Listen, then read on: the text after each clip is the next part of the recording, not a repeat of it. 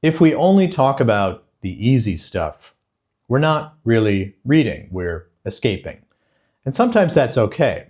But when the world feels chaotic, broken, and divided, I think we need stories that challenge us.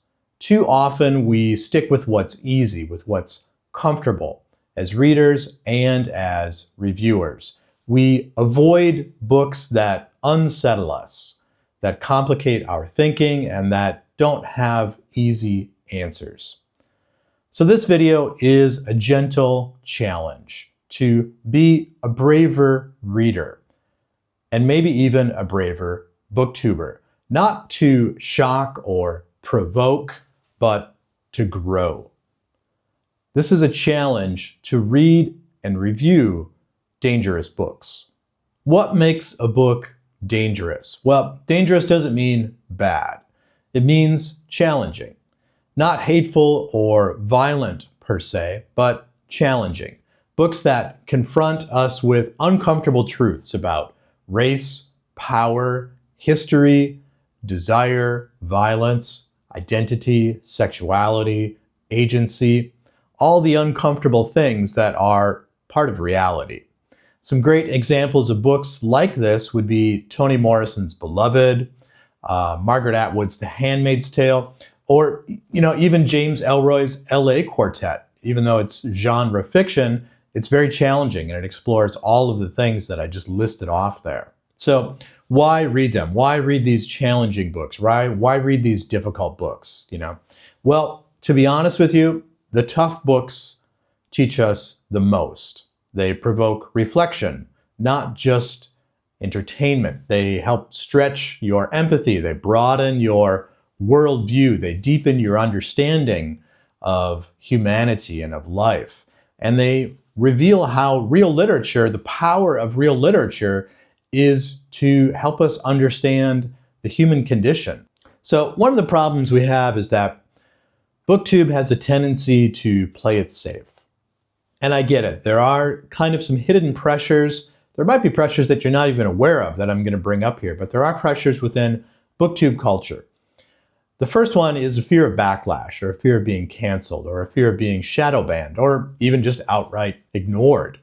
A personal anecdote for me, early on in my channel, which is about 2 years ago, I reviewed some books by LGBTQ authors, and I had kind of a reading project going where every month I went out of my way to read a book by an author who was very outspoken about being LGBTQ. And I reviewed a lot of those books on my channel, and I got tons of hate comments. And some of the videos were shared in ways and in contexts that were entirely out of context and inappropriate and were just wrong. And I ended up taking some of the videos down because it was just such an incredible hassle. So I understand that sometimes we want to avoid things that we think might harm our channels. Along with that too, there can be monetization concerns. So if your channel is monetized, whether it's on YouTube or on TikTok, obviously you're going to try to avoid controversial things or topics and words that could get you banned or could get you demonetized. But I think that's pretty lame, actually. And I think we need to find ways around that. And we owe it to the authors of those books to find ways around that to help promote those books to readers and to help those authors connect with readers.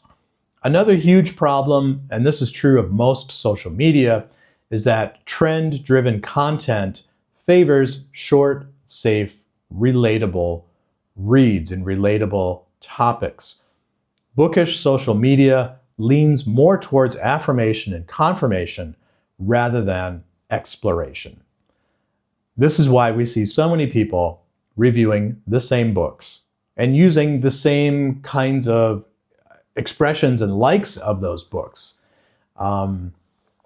Because it's just like, it's a bit of bandwagoneering, and the algorithm just keeps showing the same stuff to the same people. But I think that we owe it to ourselves. I think we owe it to readers. We definitely owe it to authors to break out of that and to try new things and to explore new authors and new books or new genres, new types of writing. How do you know you actually like something if you don't try something else? Think about that. An analogy that I really like to use when I talk about this is music. So when we're growing up, we're teenagers, we think we're living our best lives, and there's music that goes with that, whether it's MTV, I'm old enough for it to have been the radio, and now it's social media. But we think that that's the best music that's out there because that's what we're hearing as we're growing up, and we think we're living, the peak of our lives. But then as we grow up and we become more experienced in life, we get exposed to other kinds of music. Some of it could be older music, or some of it could be even newer music that comes along when we're in our 20s, 30s, 40s, 50s. And we have a much broader frame of reference, and we're able to make a much more informed opinion about what is good or what is not good. And we're also able to put it in different kinds of contexts. We know that, club music sounds good in a club. Jazz music probably sounds better at home or over dinner and things like that. So we can carry that over to reading, where that we might really love fantasy books, but if we read a bit of, for example, maybe we read some philosophy, or we read some really classic literature, and we start to catch other references that are put into our books, and therefore we gain a broader appreciation for other kinds of writing and for other kinds of literature. So the point there was to stop playing it safe and to start exploring, to start trying new books, and to start talking about new books, new authors, other kinds of books, and other types of authors on our BookTube channels.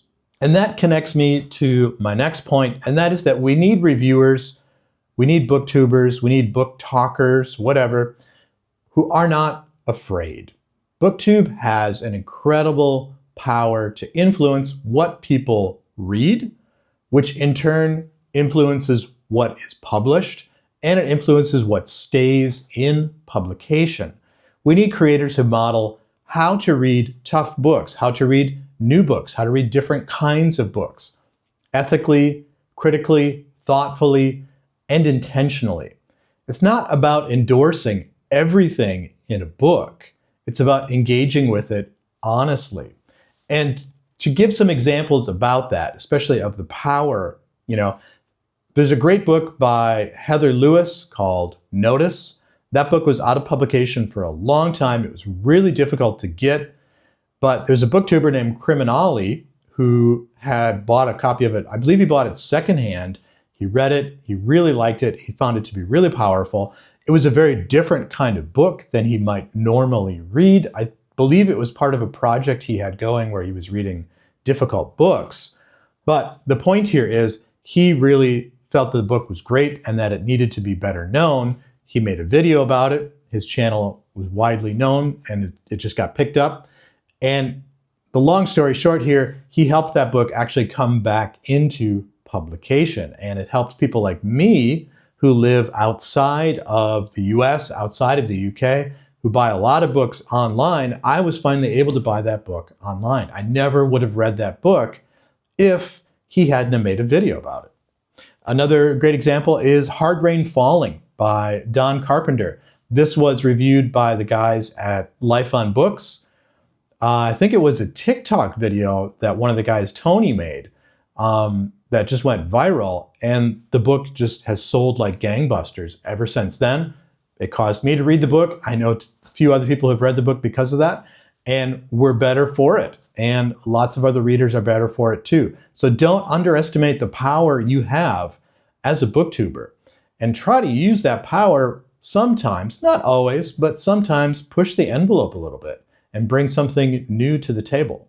So if you're with me this far, I want to say thanks, and I want to challenge you.